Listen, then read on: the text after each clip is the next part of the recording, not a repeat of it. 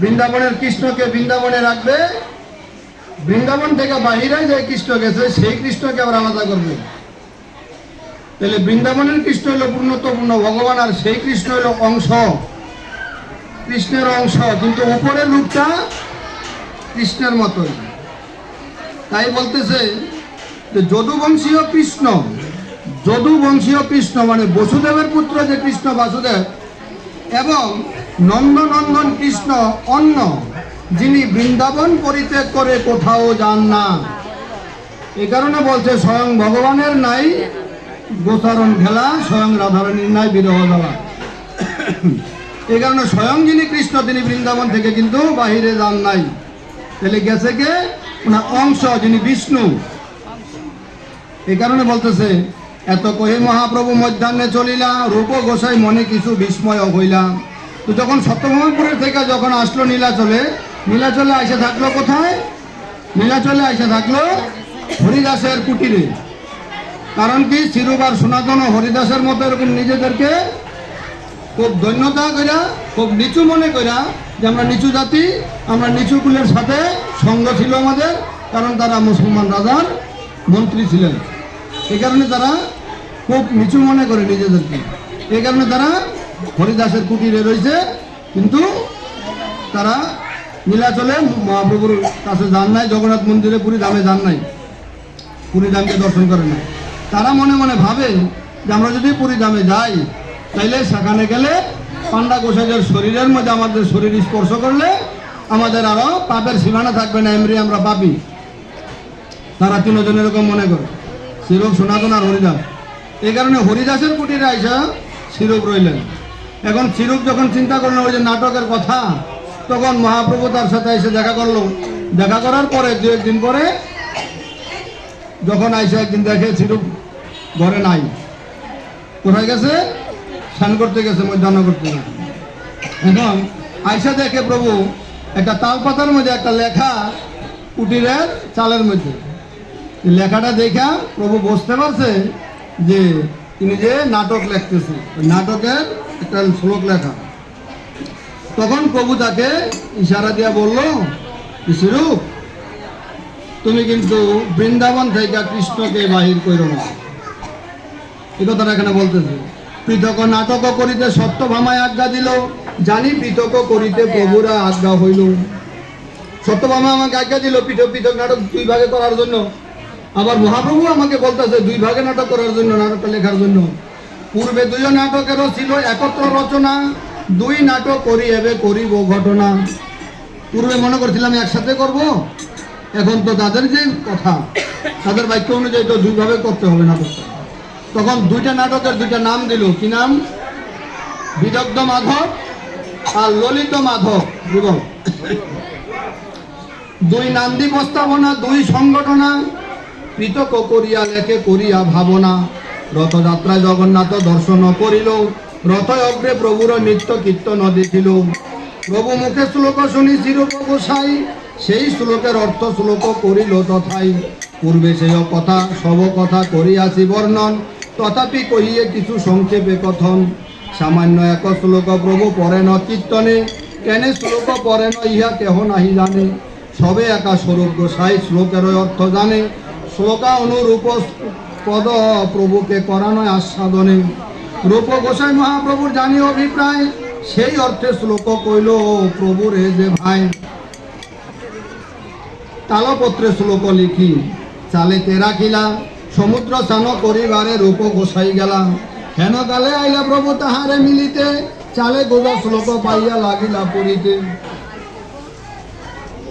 শ্লোক পড়ি প্রভু সুখে প্রেমাবিষ্ট হইলা, হেন কালে প্রভু গোসাই স্নান করি আইলা।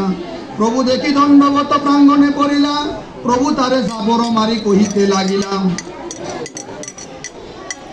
যখন জগন্নাথের রথযাত্রার সময়, রথযাত্রার সামনে প্রভু একটা শ্লোক বইলা নৃত্য করতেছে। সেই শ্লোকটার অর্থ শিরূপ গোস্বামী বাড়িতে আইসা একটা তাল পাতার মধ্যে লেখছে। লেখা যখন আবার ইয়ের মধ্যে রাখছে, চালের মধ্যে গুজা রাখছে, গুজা রাখে শিরূপ গোস্বামী গেছে স্নান করতে। যখন শিরূপ গোস্বামী যখন স্নান করতে গেছে, প্রভু আর স্বরূপ দামোদর আসছে। আসার পরে তারা দেখলো ওই চালের মধ্যে একটা গোদা তালপত্র, তো সেটা নিয়ে তখন বললো গিয়ে প্রভু পড়লো, প্রভু পড়াতে তার ভাবাবে চাইছে বললো। তো যখন স্বরূপ গোস্বামী আসলো, তো স্বরূপ গোস্বামী পিঠের মধ্যে থাপড় মাইরা, মানে আসতে থাপড় মাইরা বলতেছে, তুমি আমার মনের কথাটা কিভাবে বুঝবা, তুমি আমার গোপন তত্ত্ব কথাটা কিভাবে বুঝলাম।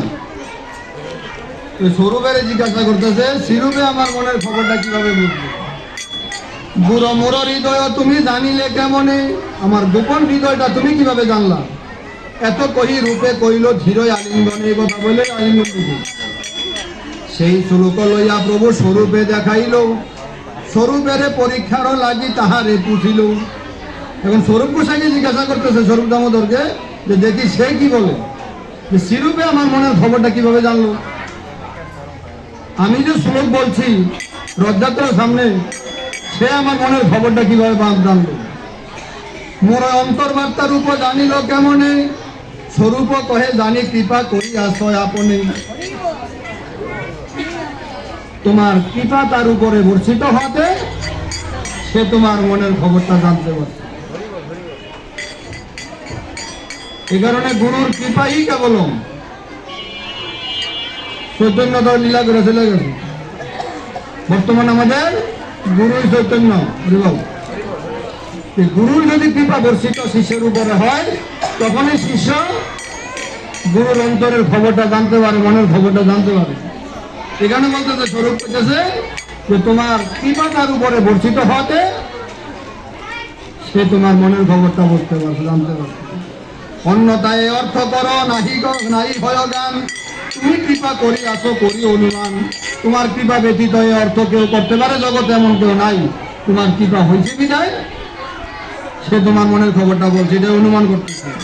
প্রভু কহে এই মোরে প্রয়াগে মিলিলা, যোগ্য পাত্র জানি মোর কৃপা তো হইলা।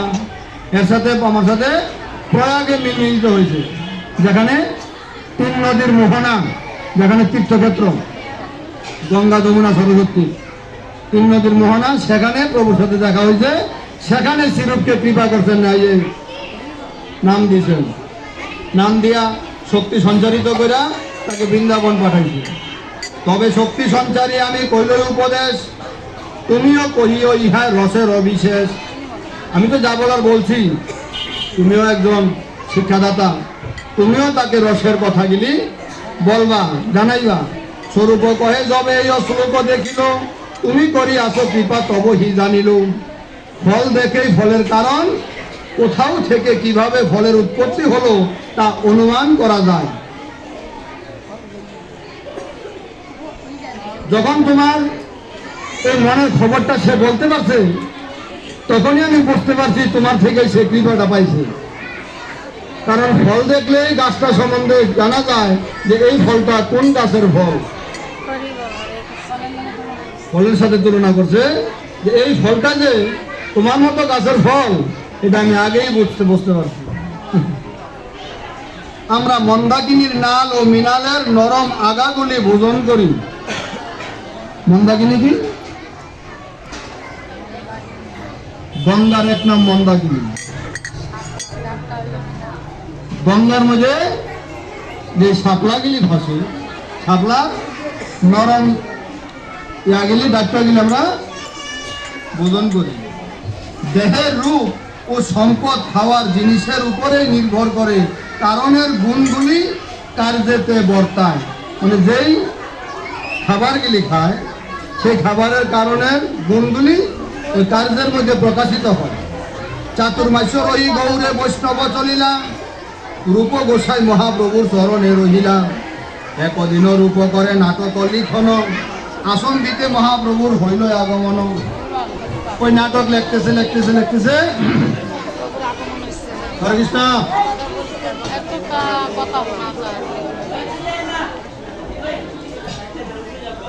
নাটক লেখা তখন তো তালপতার মধ্যে লাগতো, লেখা রাখতেছে পাতাগুলি।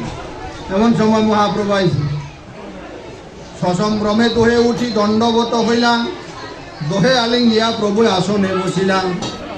কাহা পুঁথি লেখ বলে এক পত্র লইল, অক্ষর দেখিয়া প্রভু মনে সুখী হইল। সেরক তুমি কি লিখতেছ, কি পুঁথি লিখতেছ?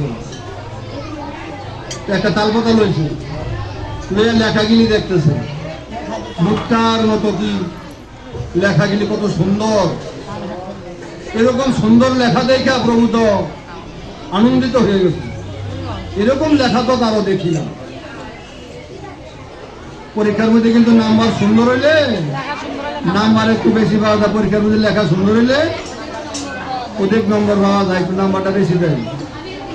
আর যার বগার সার খাওয়া সব হয় না, খারাপ হইলে লেখা ওই অনুযায়ী নাম্বার আমার কমে যায়। তাই বলতেছে তোমাদের লেখাগুলি এগুলি তো খুব সুন্দর লেখা। শিরূপের অক্ষর যেন মুক্তার বাতি, পিত হইয়া করে প্রভু অক্ষরের স্তুতি। লেখছে সেই লেখার অক্ষরের স্তুতি করতেছে প্রভু, লেখার অক্ষরগুলি স্তুতি করতেছে। সেই পত্রে প্রভু এক শ্লোক যে দেখিলাম, করিতে শ্লোক প্রেমে আবিষ্ট হইলাম।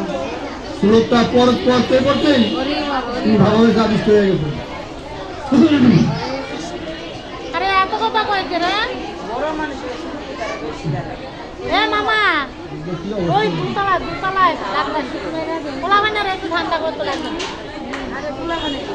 শ্লোক শুনি হরিদাস ঠাকুর উল্লাসী, নাচিতে লাগিলা শ্লোকের অর্থ প্রশংসী।